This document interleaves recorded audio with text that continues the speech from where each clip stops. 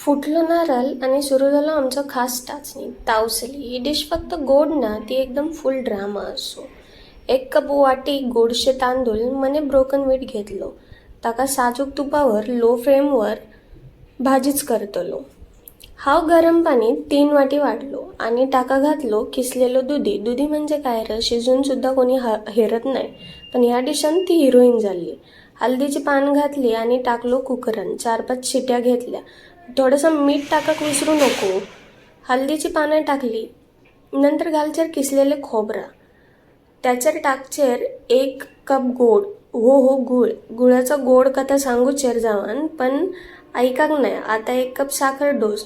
सगळं मस्त एकजीव केल्यावर बेकिंग ट्रेयांत हल्दीची पानं पसरचेर आणि मिश्रण टाकून घेतले.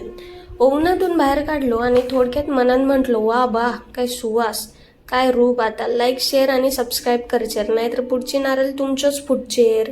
काय म्हणताले?